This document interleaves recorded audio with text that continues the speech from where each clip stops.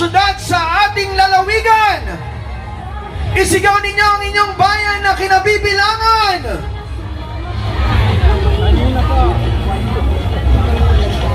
Narito na ang ating vlog number 1, San Pablo City!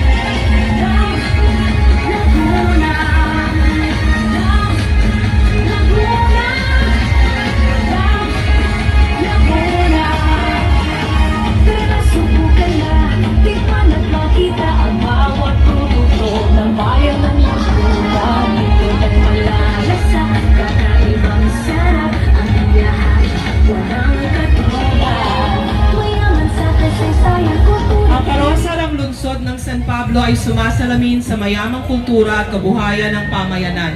Ang hagdang bato na matatagpuan sa hilagang dilisdis ng lawa ng Sampaloc na ipinatayo noong 1915. Ito ay nagsisilbing masayang tagpuan ng mga mamamayan at kayuhang mamamasyal, magja-jogging, maglalakad at mamamaybay sa paligid ng lawa sa araw-araw.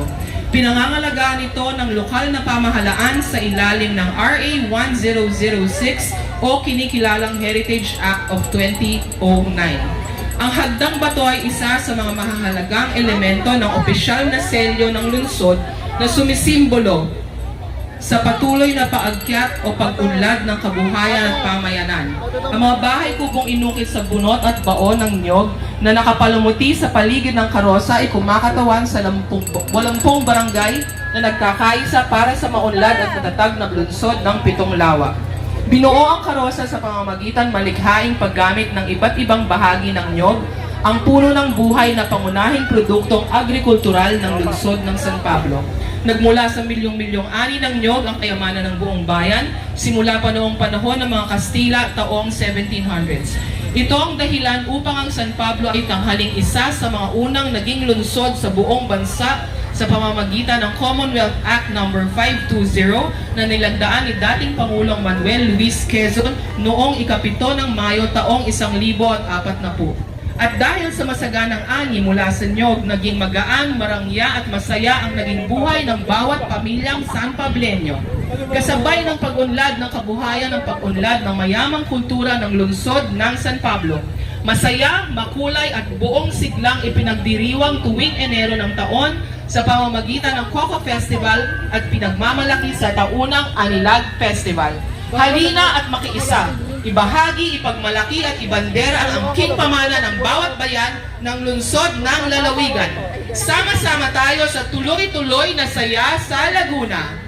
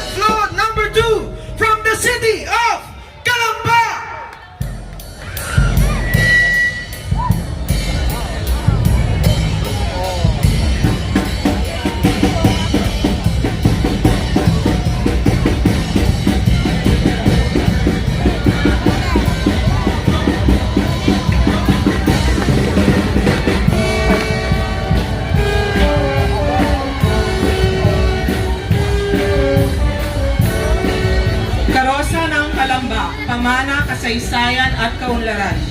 Mula sa makulay na kasaysayan at mayamang kultura, ipinagmamalaki ng Kalamba ang karosang ito bilang sagisag ng kanyang pagkakakilanlan at pag-unlad. Makikita dito ang mahalagang lugar ng lungsod tulad ng Calamba City Hall na kumakatawan sa matatag at progresibong pamamahala. Ang simbahan ni San Juan Bautista kung saan bininyagan si Dr. Jose Rizal at ang museo ni Jose Rizal, ang tahanan ng ating pambansang bayani na siyang pinagmulan ng kanyang mga unang pangarap at adhikain para sa bayan. Bilang isang tanyag na destinasyon sa rehiyon at kinikilalang hot spring capital of the Philippines, tampok rin sa float ang mga hot spring resorts ng Calamba, na likas na biyaya ng bundok makiling at patuloy na nagbibigay ng lunas sa mga karamdaman ng mga nagbababad sa mga ito at nagbibigay din ng kabuhayan sa maraming pamilya sa mga barangay kung saan matatagpuan ang mga ito. Kasama rin dito ang mga ani ng Calamba tulad ng kape at mais. Makikita ang babaeng may hawak na banga, isang sagisag mula sa alamat ng Kalan Banga na pinagmulan umano ng pangalang Calamba. Ito ay isang paalaala sa mayamang kasaysayan ng lungsod at sa patuloy nitong pag-usbong bilang sentro ng kultura, turismo at industriya sa Laguna. Sa karosang ito, makakasama natin ang mga pinuno kalambagong pamahalaan sa pangunguna ni na Mayor Ross Rizal, Honorable Vice Mayor Angelito S. Lazaro, City Councilor Kath Silva. Ang kanilang presensya ay sumasailalim sa patuloy na pagtataguyod ng kultura, turismo at maunlad na kinabukasan ng Calamba. Ang karosang ito ay isang makabuluhang salaysay ng kasaysayan, kabuhayan at kinabukasan ng Calamba. Ang bayan ng ating pambansang bayani at tahanan ng kalambagong pamahalaan. Mabuhay ang Calamba, bayan ng bayani!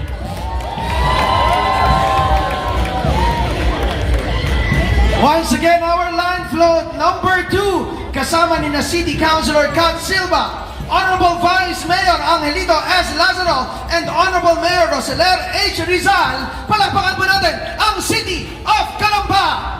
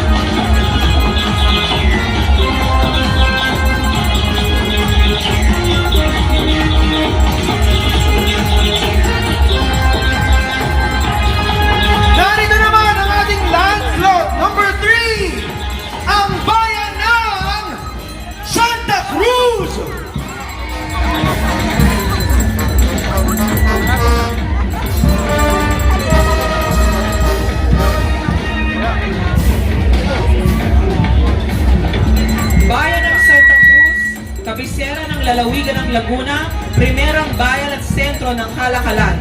Sa patuloy na pag-unlad ng bayan at modernisasyon ay nananatili ang pagpapahalaga sa mga likas na yamang kaloob ng dakilang may kapal. Mga bunga ng halaman sa kapaligiran, sa tubig at lupa na pinagsama-sama, isinaayos upang mabuo ang disenyo ng float na inyong nakikita. Katawan ng water lily, saha at dahon ng saging na pinatuyo ang naging gayat ng pundasyon ng buong karosa. Mga butil ng munggo at mais na pinagsama-sama upang mabuo ang logo ng bayan. Mga bagaybay ng puno ng niyog na naglalarawan ng kasaganahan at magabang lupa na nagbibigay ng masaganang ani. Mga maliliit at malalaking bulaklak na binuo mula sa iba't ibang butil at pinatuyong sanga at dahon ng iba't ibang halaman na naglalarawan ng kagandahan at kaayusan ng bayan. Mga disenyong ulo ng kalabaw, simbolo ng kasipagan at lakas ng mga mamamayan. Ang mga pakaway ay mistulang ang mga kamay na nag-aanyaya na kayo'y mamasyal at manirahan sa maganda at masayang bayan ng Santa Cruz. Ang hugis na korona na binuo mula sa ipanang palay ay naglalarawan naman sa mataas na pagpapahalaga sa kasaysayan, kultura at sining. Ang walang katapusang daloy ng gatas ay ang patuloy at lumalagong industriya ng natatanging produktong Quezong Puti at pagdiriwang ng Quezong Puti Festival. Ang mga anyong babae at lalaki ay sumasagitag sa kanyang mamamayang nagkakaisa, may mataas na pagpapahalaga sa kanyang kapwa, kalikasan at sa poong may kapal. Namumuhay sa sariling pagsisikap na hindi umaasa sa iba at laging handa sa hamon ng buhay. Katulad din ng namumuno sa bayang ito, simpleng tao subalit taglay ang lakas at kakayanan upang pamunuan ang bayan. Ang kabuuang disenyo ng Korosa ay binuo mula sa iba't ibang bagay na kaloob ng kalikasan at sumasailalim sa bayan ng Santa Cruz, ang puso ng Calabarzon. Arriba, Cabecera! Sama-sama sa tuloy-tuloy na saya sa Laguna, Arriba, Cabecera!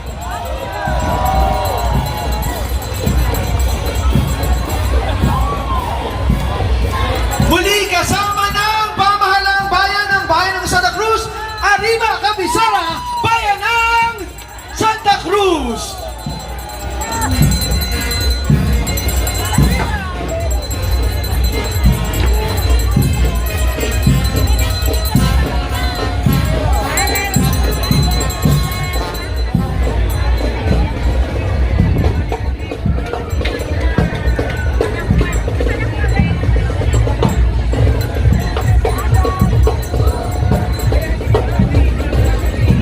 Narito na, Mayor Aranti, ang bayan ng Cavinti!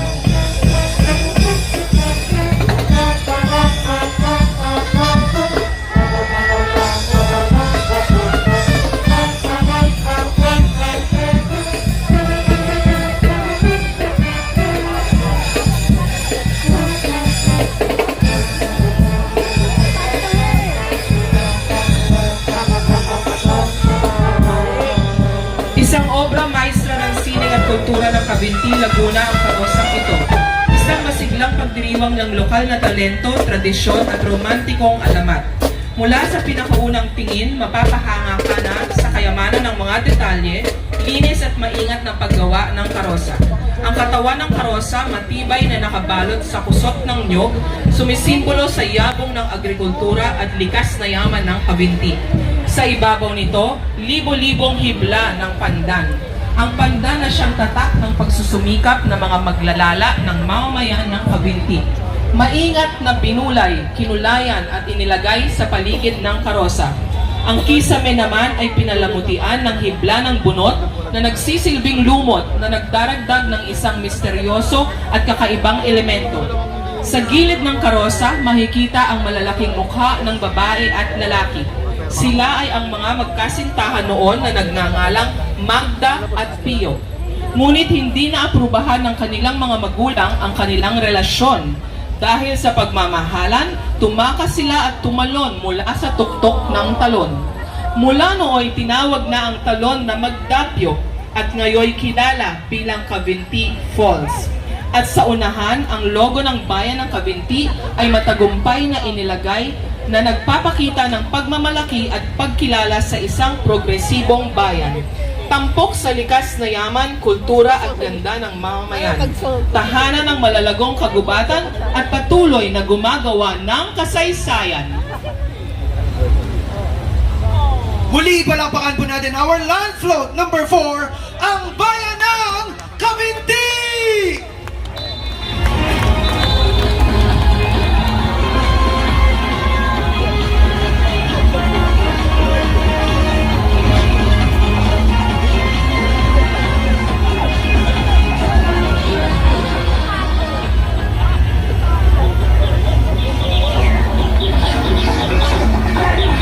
Atin ang salubungin our land float number 5 from the city of San Pedro!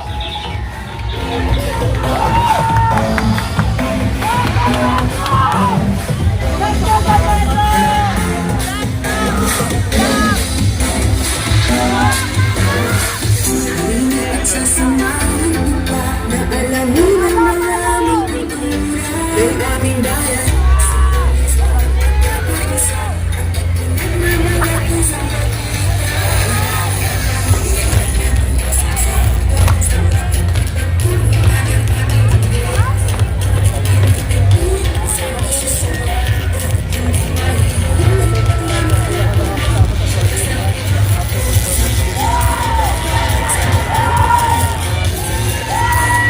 Sampaguita ang puso ng pagkakaisa. Kilala ang bayan ng San Pedro bilang Sampaguita Capital of the Philippines. Ginugunita ang Sampaguita Festival upang bigyang diin ang kahalagahan nito sa kultura ng bayan at pagyabungan ang industriyang ito. Tampok sa karosa ang mga manok na nagsisimbolo ng kasaganahan ng makabagong San Pedro. Ang arko at mga susi naman ay sumisimbolo sa pagbubukas at mainit na pagtanggap ng bayan sa mga lokal at dayuhan nito. Tampok rin dito ang mga babae na may hawak ng pansit masyang, lugaw ng bonete at tinapay ng Universal Bakery, mga pamosong pagkain na ipinagmamalaki ng bayan ng San Pedro.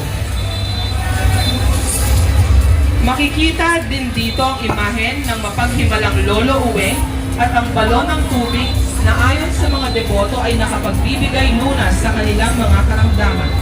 Sa tuktok nito ay makikita din ang krus ng San Pedro Tunasan na nagsilbing kanlungan, ligaya at lakas ng mga San Pedres, lalo na sa panahong na may pandemya. Sa bawat bulaklak na inaalay at sa bawat sayaw na isinisigaw, itinatampok ang kasaysayan at kagandahan ng San Pedro na nag-uumapaw ng pagmamalaki, pagkakaisa at pag-asa para sa progresibong kinabukasan ng bayan. Muli, our land float number 5, City of San Pedro! Tara na sumama ka, mag-uwi at abutin walang katulad sa gandahan ng mga saan makikita, nagkaganda ang tanawin na nagkakamahal. Ang lawang tukso-tuksong malinis na tubig, anong isang lawang walang katulad sa Pilipinas. Malinis ka, magtulad sa iyong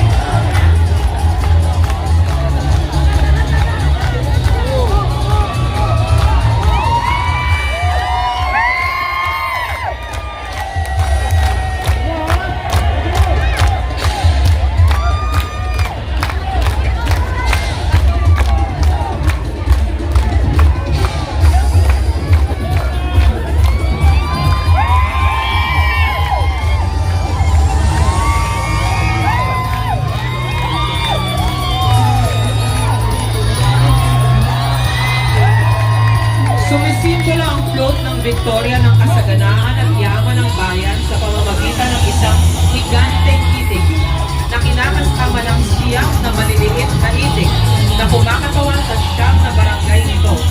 Ang bangka naman na kasama sa disenyo ay nagpapahiwatig ng pag-asa, pagsisikap at kabuhayan ng ating mamamayan. Isang patunay na malaking bahagi ang lawa ng Laguna sa pamumuhay ng mga mamamayan nito.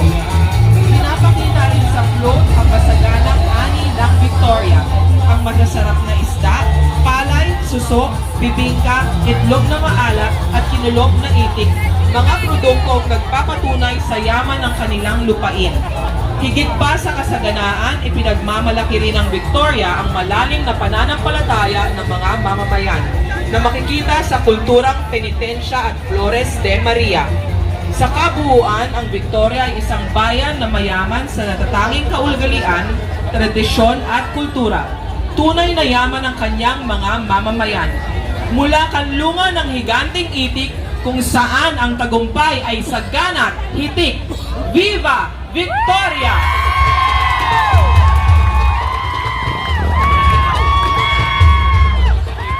Once again, ladies and gentlemen, our land float number 6, Viva Victoria!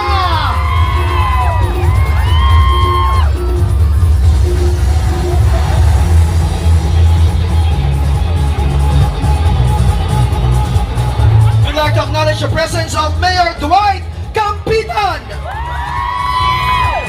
and Vice Mayor RJ Campitan.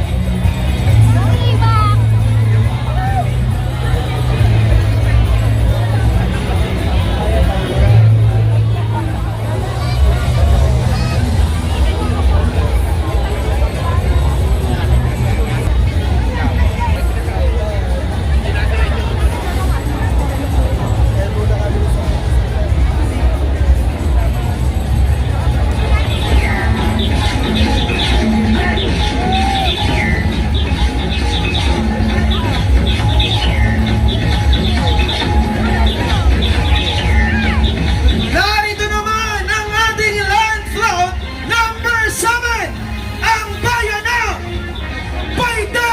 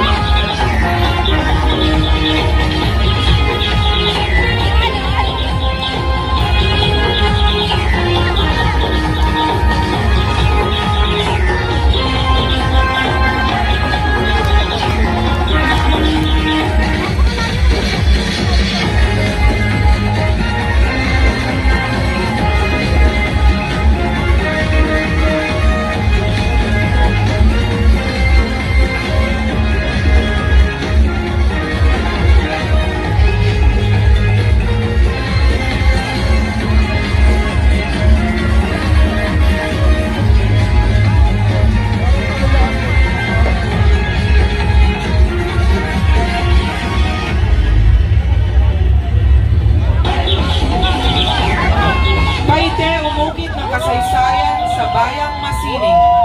Ang buhay ng isang sining ay nakasalalay sa pagpapatuloy nito mula sa isang henerasyon at walang patid na pagpapasa-pasa ng kaalaman, at kahusayan sa mga susunod na salin lahi. Ang Paite na kinilala bilang Carving Capital of the Philippines at Arts Capital of Laguna, ang sining ng pag-uukit ay itinuturing na isang pamanang lahi. Sa bawat pagpukpok ng bakal ng Paite, sa bawat pagkulmal gamit ang papel de liha, sa bawat pagkulay at pagpintas sa obra, lumalabas ang isang matibay na likha. Ito ang tradisyon ng paglililok sa Paite, Laguna, ang carving capital ng bansa. Mula Hilaga hanggang Timog ay naroroon ang mahusay umukit. Masasabing ang pag-uukit ay isa sa likas na talinong nakapaloob sa kulturang katutubo. At ang Paite ay isa sa bayang pinagpala, kung saan ang karamihan ay marunong o madaling matutong umukit. Dahil sa Paite, lahat ay halos marunong mag-ukit. Ang karagdagang anyo ng ukit Paite, sapagkat ang natatanging talino ang ukit sa yelo, mantikilya, tsokolate, gulay at prutas, styro at maging sa bato at iba pang dekorasyon na hindi lang tanyag dito sa lalawigan ng Laguna at bansang Pilipinas, kundi sa iba't ibang panig ng mundo. May pagpapahalaga sa iba't ibang kapahayagan ng ukit at pangunahin ang pag-ukit ng poon. Ang taka bilang sining bayan ay bahagi ng kasaysayan ng Paite, tulad din ng iba pang anyong sining na umusbong at umunlad at ang iba pang anyong sining. Malaki ang papel nito sa kabuhayan at kultura ng mga taga-Paite at isa sa pinakapamosong taka na hindi maikakaila na gawang kamay Paite ay ang kabayong kulay pula at dalagang taga-bukid na may salakot o hawak na pamaypay. Makikita sa disenyo na ito ang mayamang kultura, tradisyon at pananampalataya sa Diyos ng mga taga-Paite. Patuloy ang Paiteño na pagharap sa buhay, taglay ang animo likas na kagalingan. Patuloy ang pagtataka, pag-uukit ng poon at figura. Patuloy ang prosesyon at makulay na pagdiriwang ng mga kapistahan. Patuloy ang paggunit na at pagsisinop sa natitirang yaman ng sining at kultura. Mabuhay ang bayang masining, bayan ng Paite! At kasama ng bayan ng Paite, ang kanilang Mayora Teresita Cosico at ang kanilang punong bayan, Mayor Bokwet Cosico. Muli, our land float number 7, ang bayan ng Paite!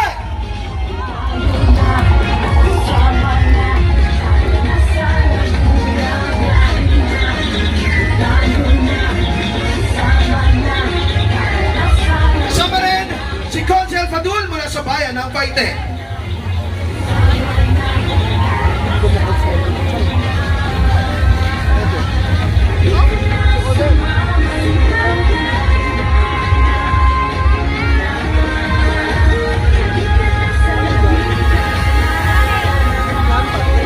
Narito naman ang bayan ng Bay! Pintong ani ng maghahalaman mula sa tahanan ng tatlong Maria na sina Basilisa, Angela at Elena at ang unang kabisera ng lalawigan ng Laguna, ang bayan ng Bay. Kilala ang aming bayan sa masarap na tinapay na kung tawagin ay Monay, na sa taglay nitong aroma, tunay na ikay makahalina. Mula sa makulay na kwento ng aming bayan, kapanapanabik din ang makukulay na halaman at bulaklak ng iyong masisilayan habang binabagtas mo ang kahabaan ng kakalsadahan, kaya't kami ngayon tinaguriang The Garden Capital of Laguna. Sa patuloy na pag-ikot ng panahon, ang bayan ng Bay ay matuturing na isa sa mga mauunlad na bayan sa ikalawang distrito ng lalawigan. At dahil sa pagtutulungan ng mga bayenyos, ay patuloy na napapayabong ang komersyo, turismo, kultura at sining ng bayan. Ang land float na aming binuo ay simbolo ng mayamang agrikultura ng bayan, partikular na sa sektor ng paghahalaman. Taglay ang yaman ng agrikultura, binuo ang bawat bahagi ng iba't ibang uri ng mga butil at buto ng pananim. Ang balat ng mais ang naging pangunahing materyales na ginamit upang mabuo ang makukulay na halaman at bulaklak na masusing dinesenyo upang ito ay maging kaaya-aya sa paningin. Makikita sa itaas na bahagi ng land float ang isa sa pinagkukunan ng pangkabuhayan ng mga mamamayan sa bayan. Ito ang pangangalaga at pagdidisenyo disenyo ng iba't ibang uri ng halaman na nakalagay sa iisang sisidlan na kung tawagin ay dish garden. Sa kabilang itaas na bahagi rin ng land float ay matatanaw ang mga pangunahing kagamitan sa paghahalaman tulad ng lagadera na katuwang ng mga maghahalaman sa pang-araw-araw na hanap buhay. Ang gintong ani ng maghahalaman sa Bayan ng Bay ay inilalarawan sa disenyong ito. Ito ang kabuuang tema na sumasailalim sa tagumpay at saganahan ng sektor ng agrikultura sa aming bayan. Ipinapahayag nito ang mahusay at may pusong bayenyos na nagpapatunay sa pagpapausbong at pagpapaunlad ng paghahalaman sa bayan. Naniniwala ang bawat bayenyos na sa bawat butil, sanga at punla ng halaman ay sumisimbolo sa panibagong simula ng pangarap. Kaya't mga kapwa ko Lagunense, ito ang tanging yaman ng aming bayan at natatangi naming kontribusyon sa masaganang ani ng Laguna, ang Garden Capital of Laguna, para sa tuloy-tuloy na pagsulong sa Bayan ng Bay. Kasama rin sila SK Federation President Alfred Canovas and Councilor Kiko Padrid. Muli our land float number 8, Bayan ng Bay! Narito naman ang ating land float number 9, Bayan ng Mahayhay! Mahayhay ang simula. Ayon sa kasaysayan, itinatag ang bayan ng Mahayhay noong taong 1571 na pinamumunuan ni Gat Yantok. Kaya ang bayang ito ay tinuring na isa sa pinakamatandang bayan sa Pilipinas. Si Don Gaspar Osorio bilang gobernadorcillo ang kauna-unahang naging pinuno ng pamahalang bayan ng Mahayhay. Dito rin matatagpuan ang pinakaluma at pinakamalaking simbahan sa lalawigan ng Laguna, ang parokya ng San Gregorio Magno na kamakailan lang ay idineklara ng Papa Francisco sa Vatican City bilang minor basilica na kaunahan sa Laguna. Ayon din sa kwento, ang Mahayhay ay minsan ding tinawag na summer capital of the Philippines noong panahon ng mga Espanyol. Dito rin matatagpuan ang isa sa mga lumang tulay sa Pilipinas, ang Puente de Capricho na itinayo noong 1852. It is locally known as Tulay Pige at nabanggit ni Dr. Jose Rizal sa Kabanata 1 ng kanyang second novel, ang El Filibusterismo. Mayroon ding isang lumang kwento ang tulay tungkol sa alamat ni Yasay, isang dalagang Mahaihayenya. Nandito rin sa Mahayhay ang old painted image of Nuestra Señora de la Porteria na dinala ng mga misyonaryo noong 1759 kung saan nakagalak ito sa kapilya at mayroon ding grotto bilang parangal sa mahal na birhen. Isa rin si dating civil governor na naging 27th US President William Howard Taft ang minsang bumisita sa Mahayhay.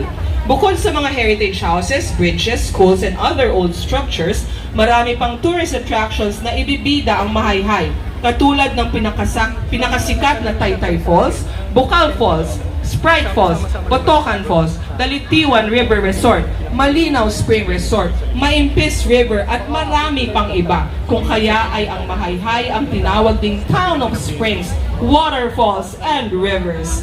At ang panghuli, ang aming pinagmamalaking masaganang ani mula sa malawak na taniman ng iba't ibang gulay, niyog at mga punong kahoy tugon sa aming taunang pagdiriwang ng Ani Linang Festival. Ang Mahayhay mula sa kanyang pinagmulan hanggang sa mga darating mga araw ay patuloy na nag-aangat at uunlad sa pamumuno ni Mayor Romeo Amorado, Vice Mayor Ariel Arganyosa at mga kagawad ng Sangguniang Bayan. Magandang buhay sa bagong Mahayhay! Mabuhay! Mahayhay! Once again, our line float number 9, Mabuhay! Mahayhay!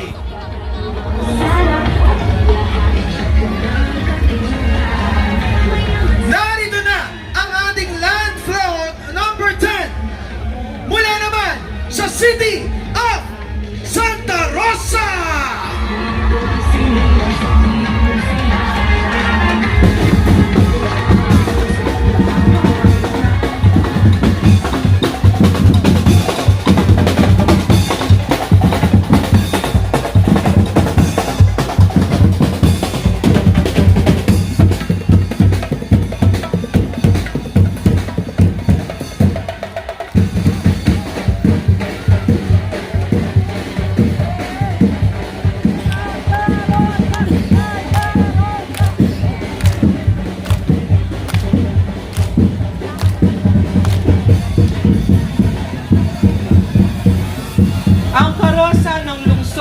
Santa Rosa. Pagpupugay sa kasaysayan, kabuhayan at kalikasan. Bago pa man kilalanin bilang lungsod ng Santa Rosa, tinawag itong Baryo Bukol, isang simpleng pamayanang hinubog ng pagsasaka, pangingisda at pagkukopra ng niyog. Ang kasaysayan ng aming bayan ay nakaugat sa sipag, tiyaga at pagkakaisa ng aming mga ninuno na siyang naging pundasyon ng aming pagkakakilanlan. Ang makasaysayang karosa na ito, inilalarawan ang aming pinagmulan gamit ang mga natural na materyales na sumasailalim sa aming kultura at kabuhayan. Sa gitna ng karosa, namamayani ang isang gintong leon, ang bantog na sagisag ng aming bayan bilang Lion City of the South. Ang imaheng ito ay makalikhaing binalangkas mula sa pira-pirasong baon ng niyog at bunot na nagpapakita ng diwa ng tibay, lakas at pag-asa ng mga mamamayan ng Santa Rosa. Ang arko na itinayo mula sa buhangin na nagmula sa Laguna Lake, Kawayan, Bunot, Tabla at Lubid, ito ay sagisag ng pagkikibaka at kalayaan ng aming mga ninuno laban sa mga mananakop. Bilang pagpupugay sa aming agrikultural na pamana, ang karosa ay pinalumutian ng mga iba't ibang buto, mga kabibe at palay na kumakatawan sa kasipagan ng aming mga magsasaka at mangingisda. Ang kokonet at palapa naman ay nagbibigay diin sa kahalagahan ng niyog sa amin kung kaya't narating namin ang progresibong lungsod. Sa ilalim na bahagi ng aming karosa, makikita ang idisenyo gamit ang isang mahalagang elemento na sagisag ng kaugnayan ng aming bayan sa tubig, pangingisda at kalikasan. Ang karosang ito ay masusing nilikha upang magbigay paalala sa lahat upang balikan ang ating pinagmulan, ipagmalaki ang ating kasaysayan at ipagtuloy ang diwa ng bayanihan tungo sa mas maunlad na kinabukasan. Mabuhay ang lungsod ng Santa Rosa, mabuhay ang lalawigan ng Laguna! Mabuhay our land float number 10, City of Santa Rosa!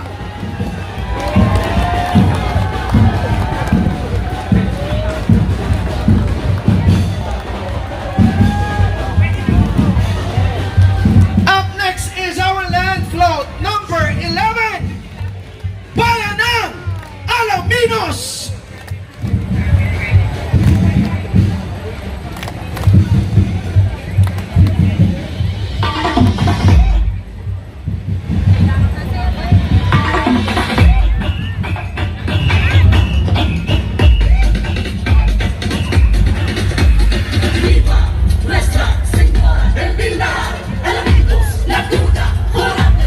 Alaminos, Laguna, Philippines. The Corongalan Festival, an annual celebration in Alaminos that commemorates the bountiful harvest of coconut, rambutan, and lanzones, as well as the spirit of the community. The float showcase during this festival symbolizes the abundant harvest of Alaminos, Laguna, prominently featuring the iconic coconut tree, which holds significant cultural and economic importance in the municipality. This design intricately incorporates various parts of the coconut tree, highlighting its versatility and significance in the community's livelihood. Additionally, the float pays tribute to the Nuestra Señora del Pilar Church, an esteemed landmark and tourist attraction in Alaminos, Laguna, further emphasizing the town's rich cultural heritage and religious significance. Through this elaborate display, the Corongalan Festival celebrates not only the agricultural abundance of the municipality, but also its cultural heritage and community spirit, making it a cherished event for residents and visitors alike. Once again, ladies and gentlemen, our land float number 11, Alaminos! Sino kaya ang magwawagi sa ating land float competition? Gusto ko muling makarinig ng inyong mga hiyaw! Anong bayan at syudad? Santa Rosa! Anong numero?